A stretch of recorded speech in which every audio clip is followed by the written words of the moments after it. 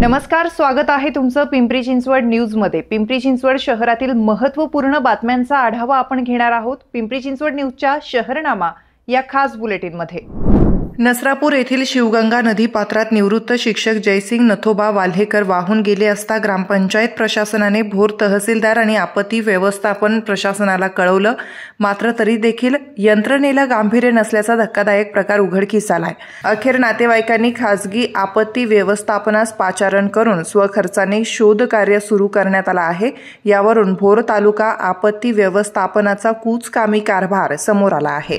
जुनी सांगवी येथील महापालिकेच्या लोकप्रिय वेताळ महाराज उद्यानाची दुरावस्था झाली आहे। उद्यानात दिवसा मुले सर्रास पत्ते खेळताना दिसताय, त्यामुळे हे उद्यान आहे की जुगाराचा अड्डा असा प्रश्न पडतोय। रात्री आणि दिवसा मद्यपींचा वावर वाढलाय, त्यामुळे उद्यानात येणाऱ्या महिलांच्या सुरक्षेचा प्रश्न उपस्थित झालाय।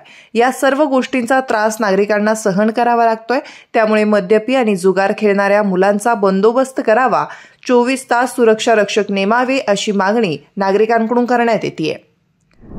रस्ता आमच्या हक्काचा, नाही कुणाच्या बापाचा, झोपलेल्या प्रशासनाचं करायचं काय, खाली डोकं वर पाय अशा गगनभेदी घोषणा देत आकुर्डी बजाज ऑटो गेट समोर हातात घंटा घेऊन आंदोलन करण्यात आलं। निगडी आकुर्डी चिंचवड या मुंबई पुणे महामार्गावरील रस्त्याच्या दुरावस्थेचा प्रश्न मार्गी लावण्यासाठी निद्रिस्त प्रशासनाला जागे करण्यासाठी ज्येष्ठ नागरिक, महिला प्रवासी, स्थानिक नागरिक, विविध संघटना यांच्या वतीने घंटानाद आंदोलन करण्यात आलं। महापालिका हद्दीतील शगुन चौक, पिंपरी गाव या भागात विनापरवाना झाडांची कत्तल केली जाते। पिंपरी मासुळकर कॉलनी, पिंपरी गाव, वल्लभनगर, पिंपरी औद्योगिक वसाहत, HA वसाहत या परिसरात काही दिवसांपासून विनापरवाना वृक्षतोडीच्या घटना समोर येत आहे। शहराच्या विविध भागात जाहिरात होल्डिंगसाठी मोठ्या प्रमाणात वृक्षतोड होत आहे। या संदर्भात आता वृक्षप्रेमींकडून संबंधितांवर कडक कारवाई करण्याची मागणी केली जाते। हिंजवडी आणि आजूबाजूच्या परिसरात वाढणाऱ्या अनधिकृत बांधकामावर अखेर PMRDने कडक कारवाईला सुरुवात केली।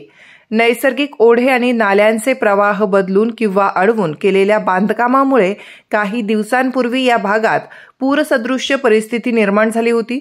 या प्रकाराची गंभीर दखल घेत PMRDने हिंजवडी, मान आणि मारुंजी भागातील 4 व्यक्तींविरोधात हिंजवडी पोलीस स्टेशनमध्ये गुन्हा दाखल केला आहे। तसेच यापुढेही असे काही आढळले तर कडक कारवाई होणार असल्याचं देखील सांगितलं जात आहे। पिंपरी चिंचवड शहराच्या नवीन सुधारित प्रारूप विकास आराखड्यावर नागरिकांकडून मोठ्या प्रमाणात हरकती नोंदवण्यात आल्या आहे। आतापर्यंत 18,500 पेक्षा अधिक हरकती महापालिकेकडून प्राप्त झाल्या असून त्यासाठीची अंतिम मुदत केवळ 6 कार्यदिवसांवर येऊन ठेपली आहे। 14 जुलै ही अंतिम तारीख असून नागरिकांमध्ये अस्वस्थता आणि संतापाची भावना वाढत आहे। पवना धरण परिसरात पावसाचा जोर कायम असल्यामुळे धरण 74.64% भरलंय, त्यामुळे धरणातील पाणीसाठा नियंत्रित करण्यासाठी 400 क्युसेकने सुरू झालेला विसर्ग आता 800 क्युसेक पर्यंत करण्यात आलाय। या संदर्भात पवना नदीकाठच्या सर्व नागरिकांना प्रशासनाने सतर्क राहण्याचं आवाहन केलंय।